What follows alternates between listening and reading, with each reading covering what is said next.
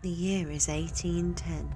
George III is the King of England, and in one of the most remote Cumbrian valleys, Ennerdale, a beast prowls the night, killing livestock and even draining some of blood.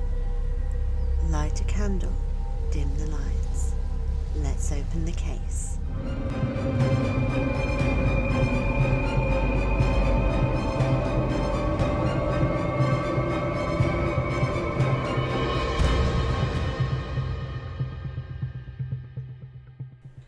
Our story begins in Ennerdale, an isolated valley in what is now known as the English Lake District. In 1810, Ennerdale had very few residents, mostly farmers raising livestock. In May, a local man called Mr. Mossop reported that he saw a strange, dog-like creature near his home. Following this sighting, the unknown creature would go on to kill between 300 to 400 sheep and strike fear into this small, rural community. No predators have existed in the UK capable of killing sheep since the 1500s. The sheep were being slaughtered and their internal organs had been eaten, but strangely the muscles were untouched. Even more disturbing was the fact that some sheep had been drained of blood. Over the next few months, more and more sheep were slaughtered. Local farmers began to patrol the fields at night, hoping to capture or kill the creature. However, they still had no idea what the creature actually was. Local residents decided to chase the creature with their own dogs, but these deterrents would prove fruitless. Whatever this creature was, it was fearless. Some people who claimed they had seen the creature thought that the beast was a lion. Others believed it to be a wolf or a tiger. The more superstitious folk believed it was a werewolf due to the fact that it drank blood, whilst a few thought it was just a wild dog.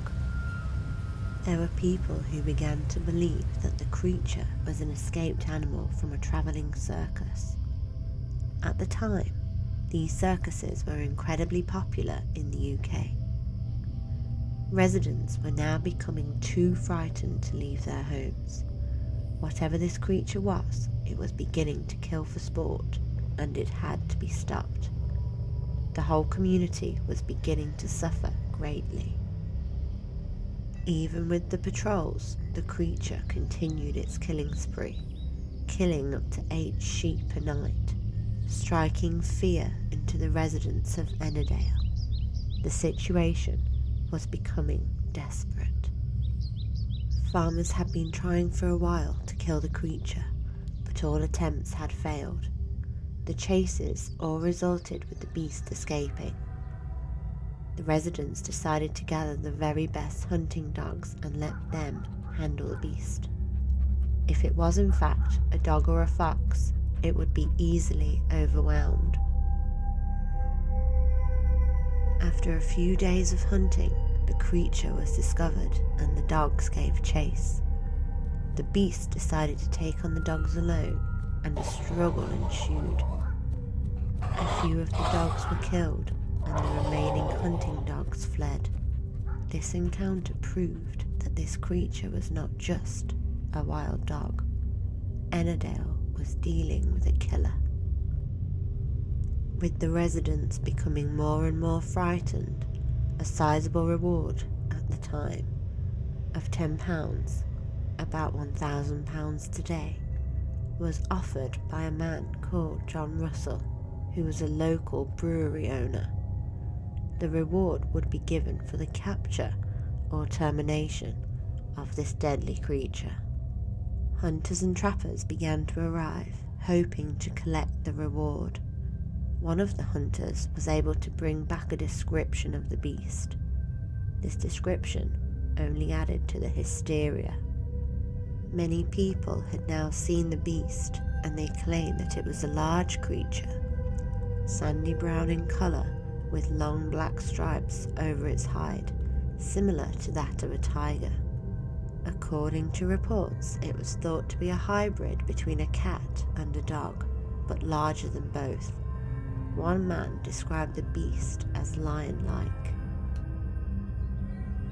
It was also claimed that the creature made no vocal sounds, no panting, and no howling.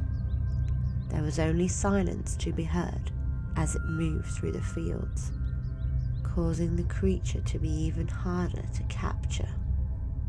Once the description had been shared, even more hunters arrived, each looking to claim the reward and have their name etched into history for killing this ferocious beast. Even with the increased number of hunters, the creature continued to evade capture.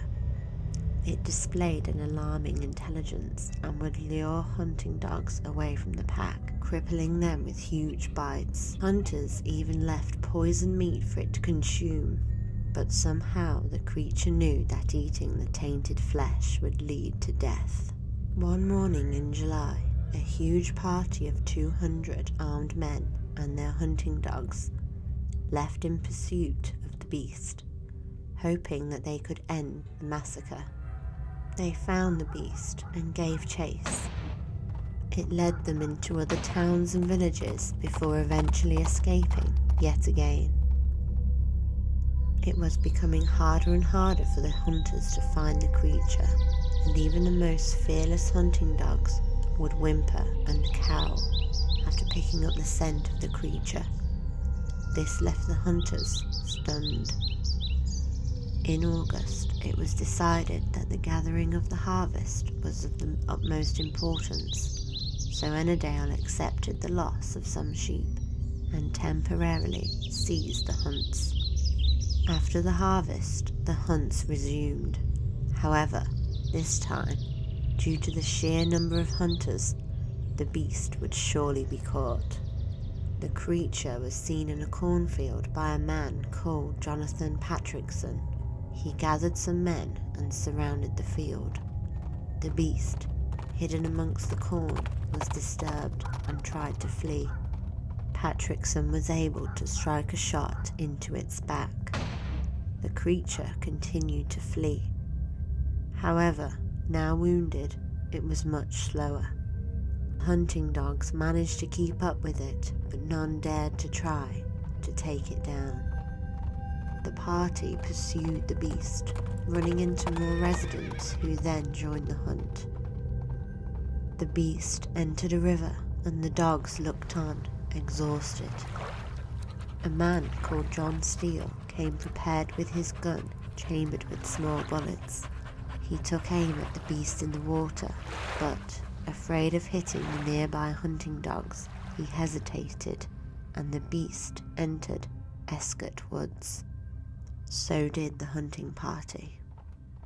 After a short chase inside the wood, John took his shot, and the great dog of Ennerdale was killed.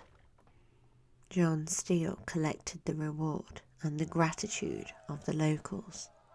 The beast's corpse was then paraded through the inns of Ennerdale, and a great celebration took place. Life went back to normal in Ennerdale.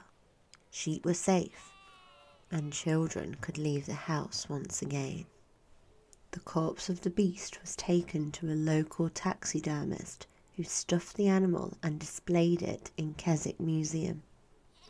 This museum closed in 1876 and the body of the great dog was lost. Nowadays, some speculate that the creature was in fact a Tasmanian tiger which had escaped from a travelling zoo.